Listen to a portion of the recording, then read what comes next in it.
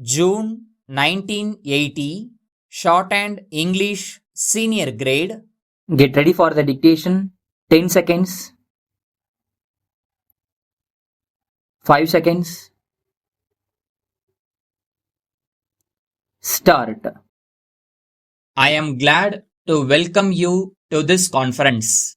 The main person responsible for calling this conference is my friend and colleague, Mr. Munshi. When he first suggested to me that there should be a meeting of vice chancellors and others to consider how we can improve agricultural education in the country, I readily agreed. There is perhaps no single issue which is of greater importance for the future well-being of our country. A hard fact which we must face is that the economic life of India is not properly balanced between agriculture and industry. Though there has been considerable advancement in industry in India in the last 50 years, we cannot by any means call India an industrial country. The basis of our life is still agricultural. The vast majority of our people depend on agriculture for their living. In fact, the pressure on the land has on the whole been increasing in spite of the growth of our industries. It is therefore all the more regrettable that we cannot produce enough food even to meet our own requirements. Roughly 80% of our people are in some way or the other connected with the land. Yet, we have to depend upon foreign countries to get enough food for our people. In sharp contrast, we find that the United States of America, where not even 1/5 of the people work on the land, not only produces all its food but exports vast quantities to other parts of the world. We must therefore ask ourselves the reason why, with 4/5 of our people on the land, we are still deficit in food supply, whereas other countries which do not use even 1/5 of their manpower for the production of food are surplus areas. A detailed enquiry into this problem is all the more necessary as our position has not always been so bad as it is today.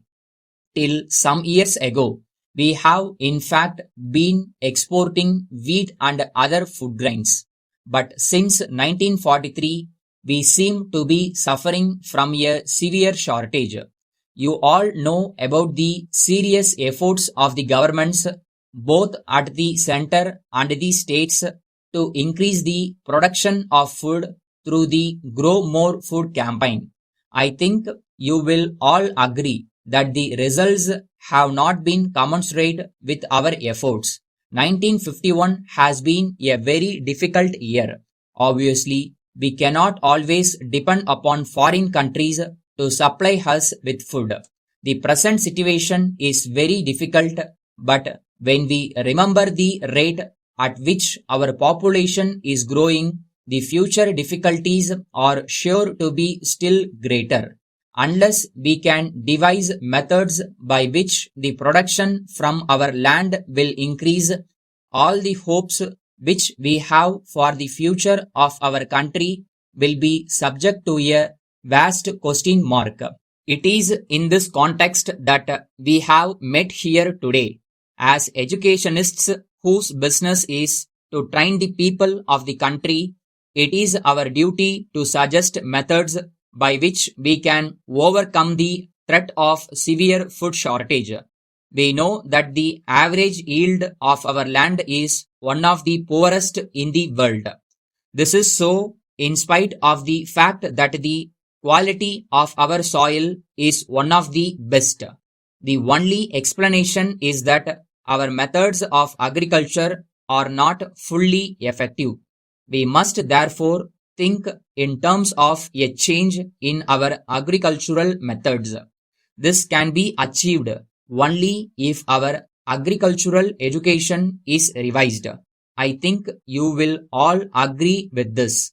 Letter dated 7th October 1979 from the International Traders Private Limited, Bose Road, Calcutta to Messrs. Spencer and Company Limited, Anna Salai, Madras.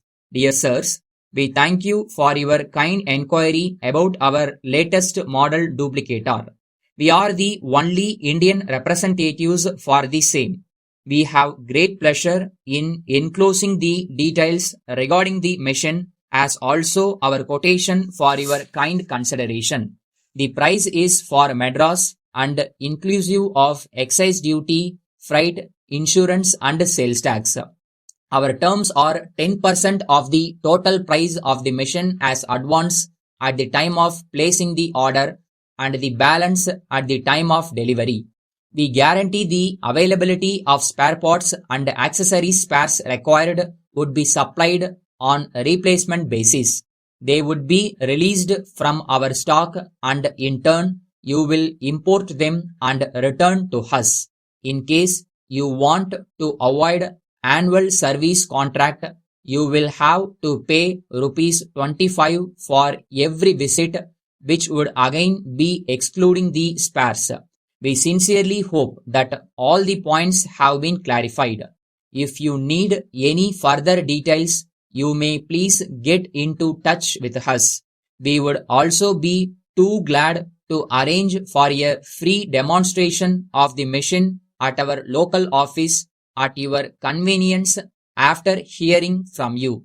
We look forward to the pleasure of receiving your early order. Thanking you once again, yours faithfully.